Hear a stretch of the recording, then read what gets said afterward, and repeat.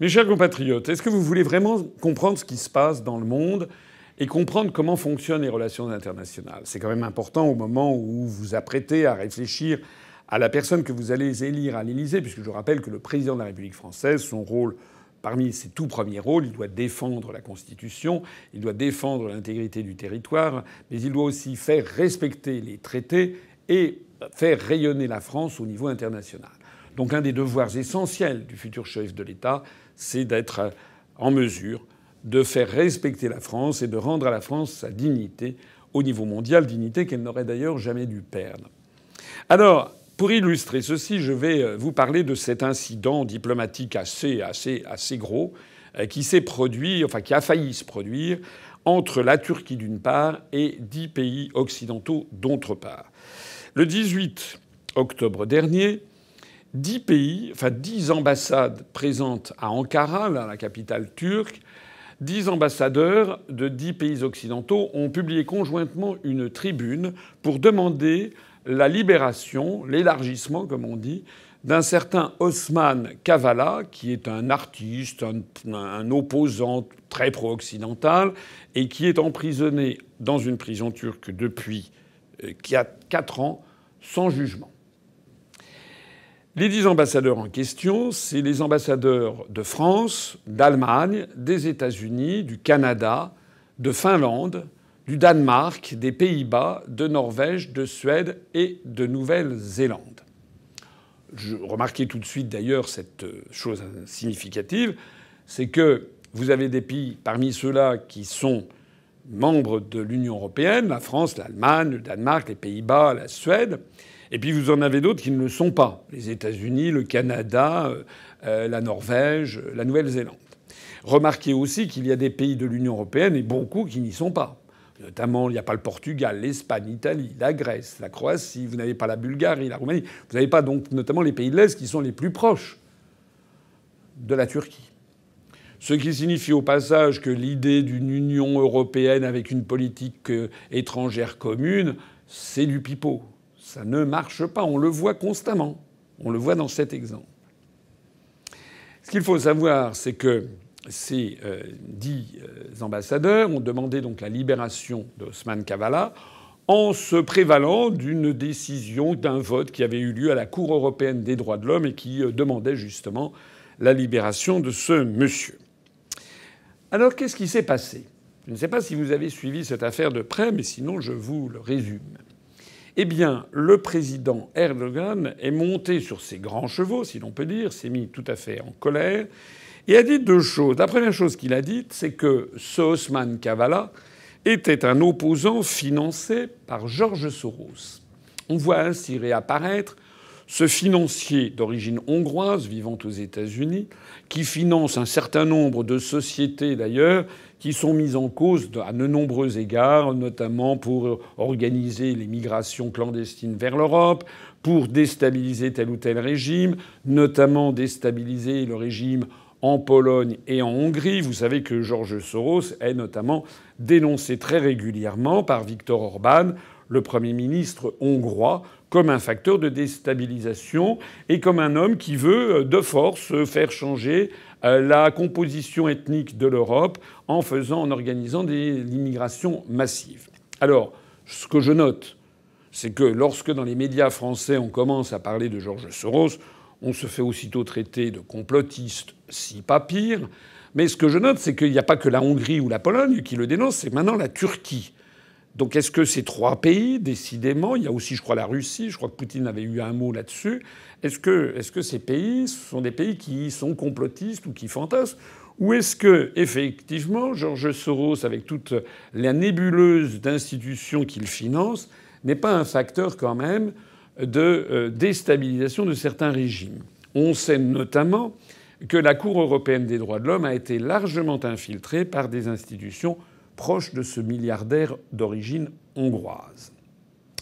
Et puis la deuxième chose que Erdogan a dite, c'est qu'il a dit que la lettre des 10 ambassadeurs contrevenait à la Convention de Vienne. Il n'a d'ailleurs pas précisé laquelle, je vais y revenir dans un instant, parce qu'il y a 2 conventions de Vienne qui sont intéressantes en la matière.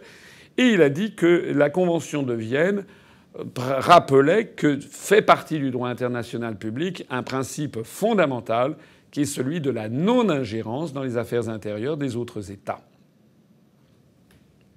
Et donc, sur cette base, puisque les États, les 10 ambassadeurs, ont piétiné la Convention de Vienne, eh bien Erdogan s'est dit qu'il allait tout simplement expulser ces 10 ambassadeurs. Dans le jargon diplomatique, on appelle ça les déclarer persona non grata, ce qui ne signifie pas la rupture pure et simple des relations diplomatiques. Ça, c'est le plus haut degré de choc diplomatique qu'il peut y avoir entre deux États.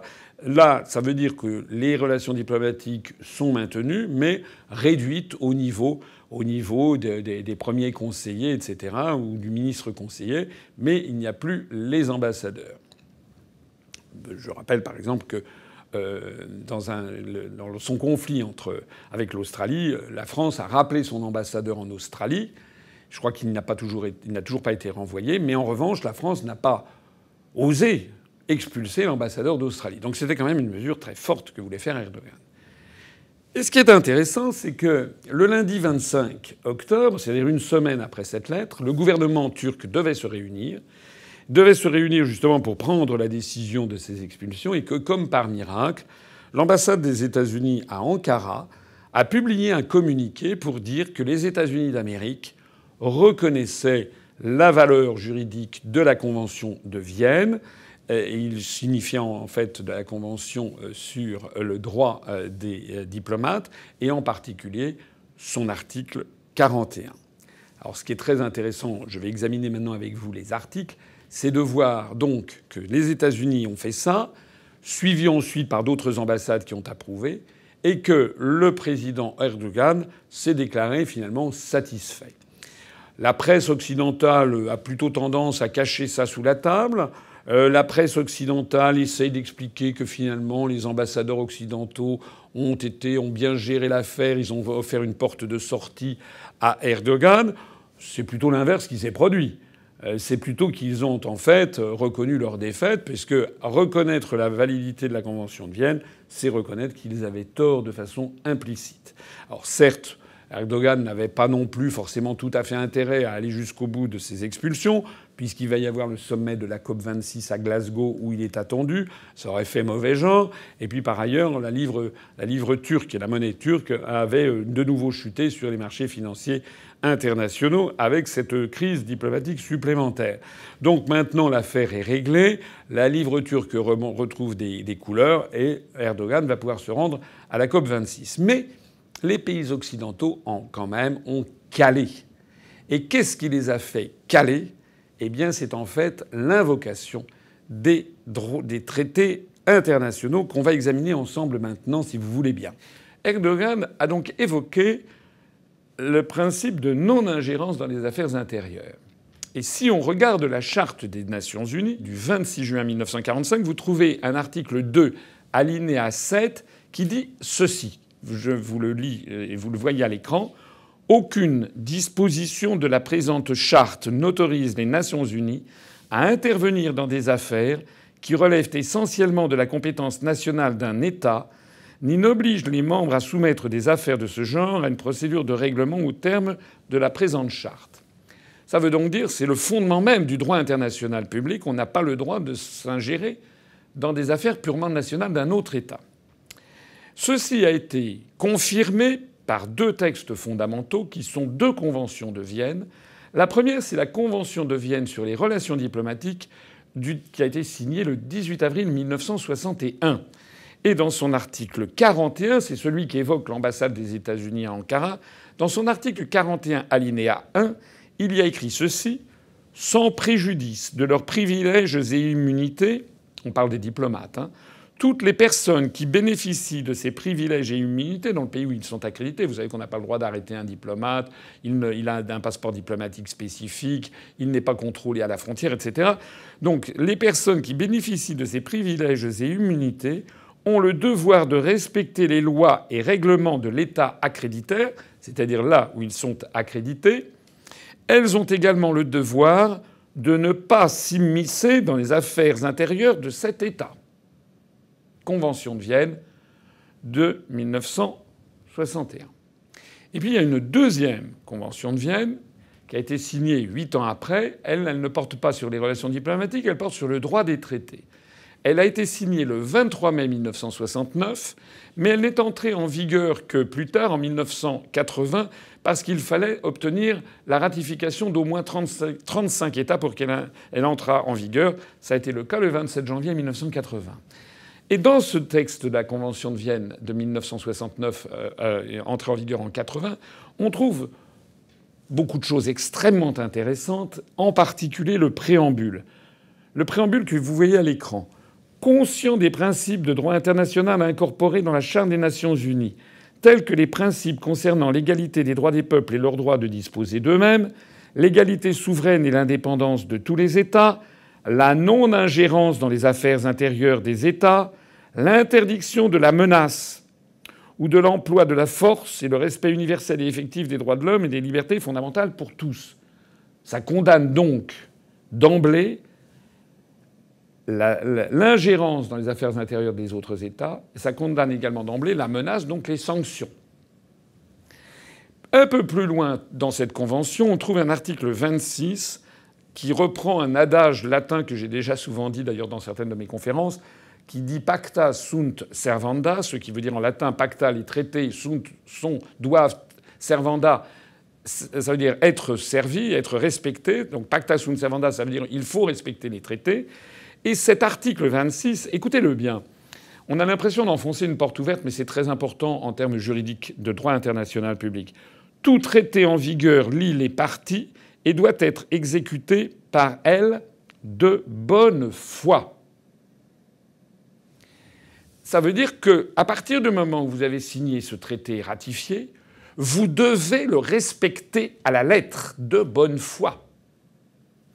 Ce qui signifie que lorsque Erdogan a soulevé la Convention de Vienne, les deux conventions de Vienne, celle sur le diplomate et celle sur le droit des traités, il a mis dans un étau juridique les pays qui avaient fait cet appel, et des pays pas des moindres, la première puissance mondiale, les États-Unis d'Amérique. Les États-Unis d'Amérique, l'Allemagne, la France, etc., ont été obligés de caler. Je voudrais le dire ici parce que je sais qu'on fait de moi parfois une espèce de type, un petit peu un professeur qui évoque des articles des traités, etc. Non. Est-ce que les gens qui m'écoutent se rendent compte que les articles que je viens de dire ont été suffisamment puissants pour que les États-Unis d'Amérique, l'Allemagne, la France, la Norvège, la Nouvelle-Zélande, etc., d'un seul coup s'arrêtent et fassent marche arrière? C'est ça la puissance du droit international public. Lorsque la France se permet de donner des leçons sur les droits de l'homme en Russie, en Chine, etc., les autres pays seraient fondés à expulser les ambassadeurs, comme voulait le faire Erdogan. Et pourquoi ça? Parce qu'à partir du moment où on se permet de faire des leçons de morale à la planète entière, ce que se permettent de faire les pays occidentaux, en particulier les pays de l'Union européenne, et notamment la France, eh bien, il n'y a aucune raison pour que les autres ne fassent pas la même chose. Il faut bien comprendre qu'à ce rythme, bientôt, c'est déjà quasiment le cas, la République populaire de Chine va commencer à demander des comptes au gouvernement français.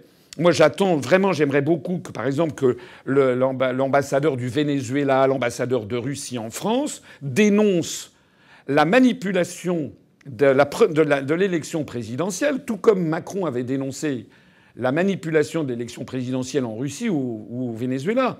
J'aimerais que les ambassadeurs vénézuéliens, biélorusses, russes disent l'élection présidentielle en France est une farce, puisqu'il y a un candidat qui n'est même pas candidat, qui n'a jamais été élu, qui n'a pas de parti, qui n'a pas de programme, et qui a à lui seul 80% du temps de parole, alors qu'il y a d'autres candidats qui sont là, qui sont totalement invisibilisés par les médias. C'est le cas avec M. Zemmour, comme ça a été le cas en 2016 avec M. Macron. Mais je poursuis avec cette convention de Vienne de 1969 entrée en vigueur en 80 par d'autres articles qui sont tout à fait intéressants. Presque tous sont très intéressants. Je veux parler de l'article 42 que je vais vous lire qui concerne la dénonciation d'un traité. Article 42, alinéa 2, l'extinction d'un traité, c'est-à-dire la fin. Sa dénonciation ou le retrait d'une partie ne peuvent avoir lieu qu'en application des dispositions du traité ou de la présente convention. Appliquons-le au cas de l'Union européenne.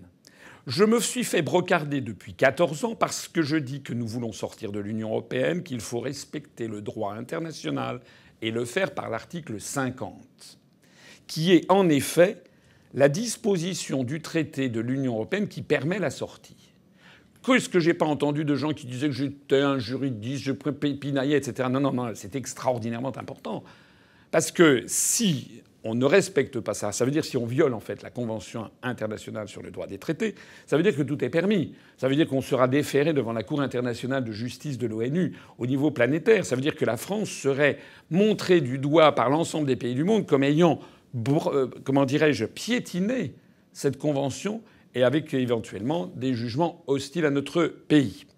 D'où la nécessité de respecter le droit pacta sunt servanda. C'était inscrit tout à l'heure dans l'article que j'ai lu précédemment. Et puis il y a encore un article tout à fait intéressant, c'est l'article 44. Dans cet article 44, il est question de la divisibilité des dispositions des traités, et il était inscrit ceci: le droit pour une partie, c'est-à-dire pour un État, prévu dans un traité, de dénoncer le traité, qui est par exemple l'article 50 du traité de l'Union européenne, de s'en retirer ou d'en suspendre l'application, ne peut être exercé qu'à l'égard de l'ensemble du traité, à moins que ce dernier n'en dispose ou que les parties n'en conviennent autrement. Ça veut donc dire, et là je pense tout à l'heure, je pensais à M. Mélenchon qui prétendait ne pas respecter les traités, en disant on va désobéir aux traités. Donc c'était Là je pense cette fois-ci à M. Barnier, qui nous a expliqué qu'on allait simplement retirer, on n'allait pas respecter une partie des traités européens, celle concernant les questions d'immigration. On voit ici qu'il n'en a pas le droit au regard du droit international. Ça veut dire que si on faisait ça, à moins d'obtenir l'autorisation expresse des 26 autres États membres, que la France ait le droit de suspendre l'application d'une partie des traités européens, tout ce qui concerne les questions d'immigration. Mais comme ça n'est pas du tout certain qu'on aurait cet accord, ça veut donc dire que la France se mettrait en faute juridique au regard du droit international public. Et nous serions donc condamnés non seulement par la Cour de justice de l'Union européenne, mais peut-être également par la Cour internationale de justice. Alors voilà ce que je voulais vous dire, et je voudrais en tirer des conséquences et des conclusions. La première conséquence, c'est que le droit, ça paraît pour les gens qui n'y sont pas familiers, c'est-à-dire la très grande majorité de la population, surtout le droit international public, ça paraît une espèce de fantaisie d'intellectuels ou de professeurs d'université qui n'a aucun rapport avec la réalité. Ça n'est pas vrai. Je viens de vous montrer l'exemple de la Turquie. C'est simplement en invoquant le droit que Erdogan a réussi à faire flancher les 10 ambassades. Alors certes, les 10 ambassades disent oui, mais de toute façon, il allait y avoir la COP26, et puis la livre turque commençait à baisser sur les marchés financiers internationaux, donc il a cherché une porte de sortie, etc. C'est vrai qu'il aurait pu expulser les 10 ambassadeurs et qu'il ne l'a pas fait, qu'il a donc mis de l'eau dans son vin ou dans son raki, puisqu'on est en Turquie. Mais les 10 ambassades elles-mêmes ont fait machine arrière. Ça, c'est le premier point, la puissance du droit international et la nécessité de le respecter. La deuxième chose, c'est que pour que les Français aient un chef d'État qui se fasse respecter dans le monde, actuellement, vous le savez, sauf si vous êtes un macronolâtre et que vous ne voulez pas voir la réalité, mais tous les Français, tous ceux qui voyagent, tous ceux qui vivent à l'étranger notamment, il y en a beaucoup qui voient que la France apparaît comme dirigée par quelqu'un qui n'est pas à la hauteur. La parole de la France n'a plus aucune valeur. Et puis la parole de la France, c'est un pays qui est considéré comme se mêlant en permanence des affaires des autres. Tout ceci nuit profondément à notre pays. Et si en 2022, vous voulez que la France se redresse, il vous faut avoir un chef d'État qui va arrêter tout ça, qui va désormais respecter le droit international. C'est exactement mes propositions, c'est la 27e des propositions de mon programme. J'ai pour objectif d'abord de respecter le droit international, puisque c'est le code de conduite, c'est comme un code de la route, un code de conduite entre les 193 États membres des Nations unies. Et en faisant ça, en respectant les autres pays vont commencer de nouveau à respecter la France et à ne pas s'essuyer les pieds sur la France comme sur un paillasson. Mais M. de la Palice l'aurait dit lui-même. Pour que le chef d'État à venir, le prochain président de la République française, respecte le droit international, se comporte d'une façon digne du niveau de la dignité de la France, pour qu'il fasse respecter la France, M. de la Palice l'aurait dit, il faut déjà qu'il connaisse lui-même le droit international. Il faut que ça soit quand même une discipline à laquelle il se soit frotté depuis un certain nombre d'années, qu'il en ait une expérience. Moi, j'ai eu cette expérience professionnelle, notamment lorsque j'étais au cabinet du ministre des Affaires étrangères. Eh bien, ça, c'est extrêmement important. Les Français ne peuvent pas élire un candidat qui ne connaît rien au droit international. Alors certainement, il y en a qui pourront dire oui, mais le Quai d'Orsay fera passer des messages. Non, non. C'est pas si simple. Parce que malheureusement, nous avons une mauvaise tradition en France, qui est certainement pas la meilleure. C'est le phénomène de la courtisanerie. Assez rapidement en France, les fonctionnaires, les diplomates, les hauts fonctionnaires, les préfets, mais aussi les chefs d'entreprise, les syndicats, les médias, etc., assez rapidement se mettent à faire la cour du président de la République.